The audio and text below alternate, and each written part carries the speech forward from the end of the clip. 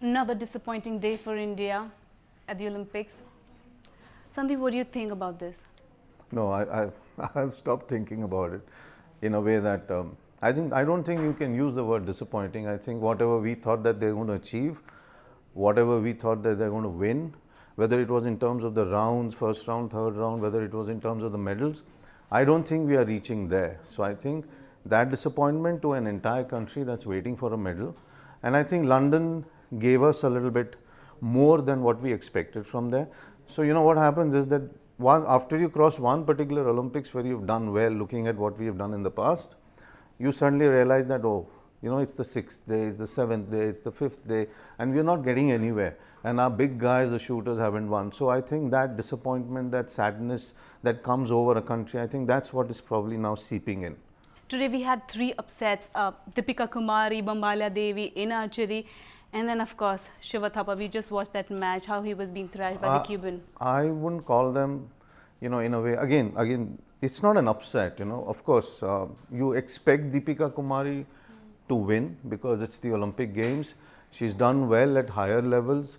This is once in a 4-year chance, like we keep talking about, once in a 4 years. So you need to make it count. And I think that's where they're probably missing out. They're not making it count. The others, the opponents are seemingly a little more confident. They are the ones who are firing in whatever they can.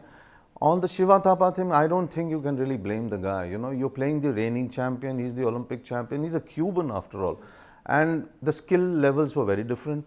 But Shiva also and the country also needs to understand that, this is a country that doesn't have a federation at all. For 4 years, there's no exposure. These guys are not going anywhere.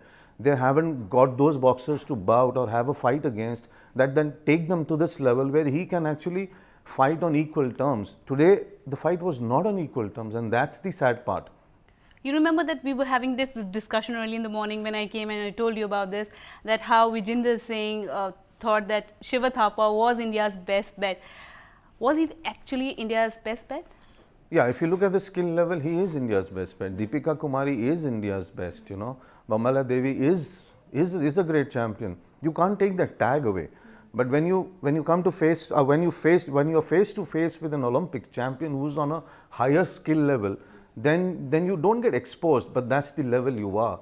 And I think if you're not fighting at that level regularly, you're not fighting there every 3 months, 4 months, 6 months. You're not going and meeting those Cuban boxers in international tournaments. So when you meet them for the first time, you're like, you're completely exposed. And I think that's what happened to Shiva today. It's sad that a boxer like Shiva meets an Olympic champion in the first round, but boxing has its round issues.